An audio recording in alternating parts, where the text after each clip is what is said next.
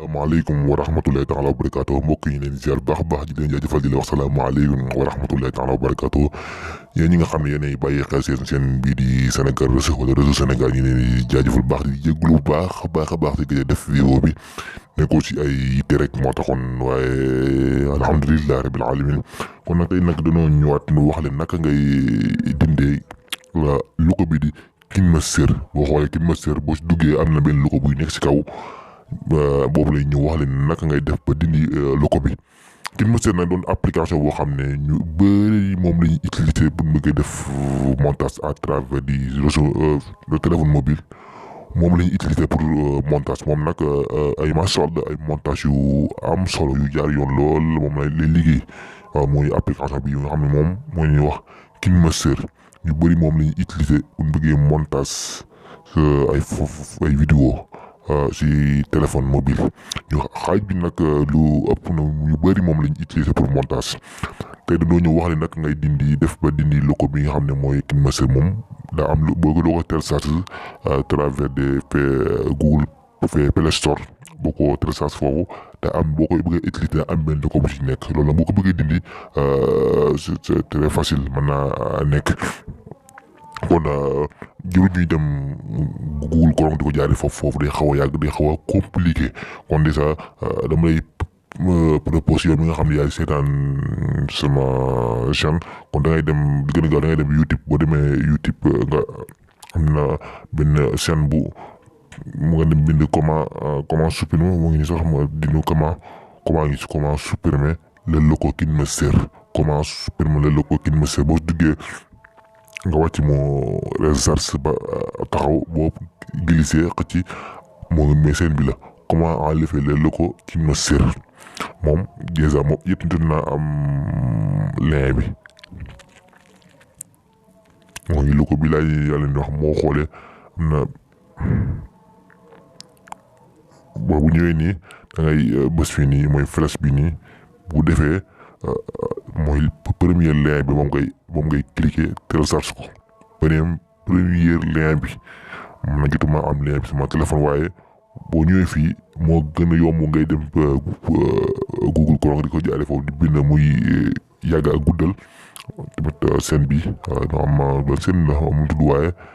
di leen propose tamit ngeen abonné si surtout di ko jàppale ko xam naa moom tamit yu am solo lay def nga gis premier lien bi moom ngay cliquer moom ngay bës boobu nga xaw a tijjeeku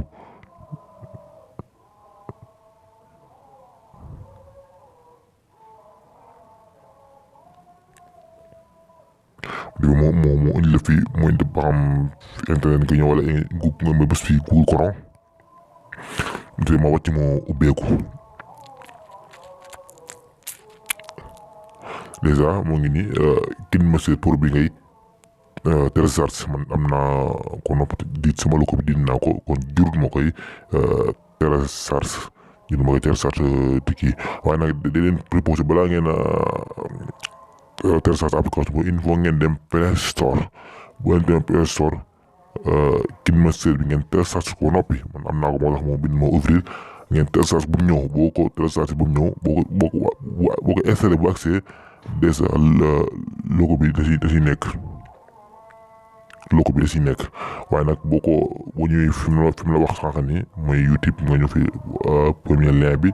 boo ko téléchargé ba mu agsi boo ko téléchargé ba lii bi agsi da ngay ñëw nga supprimer bi daal di installé bi nga téléchargé à travers di Google Chrome ba agsi boo supprimer bi rek installé bi rek bu ñëwee rek lii bi day logo bi day dañ moom nag KineMaster rek moom application bu kii la moom macha allah bu ëpp nit lu bëri moom la ñuy utiliser bu bëggee def seen montage à travers des téléphones mobiles kon nag di la wax yéen ngeen dem télécharge bu fekkee ne intéressé na leen xam naa tamit bu fekkee tamit ñor na leen tamit maa ngi xaar seen commentaire si sama chaîne pour ma def si vidéo mooy naka la ñuy montage bu jaar yoon si KineMaster maa ngi xaar seen commentaire te tamit am na ñuy laaj naka ngay mooy nu ñuy dencee téléphone nu ñuy dencee ay numéro téléphone ci compte Google ak naka ngay denc say photo ci compte Google tamit xam naa tamit danañ ci def vidéo incha allah rabbi ak yeneen yoo xam ne bëgg nañ ko si def kon daal xam naa si lépp daal ñu ngi xaar seen i commentaire si sama chaîne kon di leen wax ngeen di wéy di abonné sama chaîne YouTube di Sénégal Reçu wala Sénégal di leen jaajëfal di leen wax salaamaaleykum wa rahmatullahi taala wa barakatuh jaa ngeen jëf.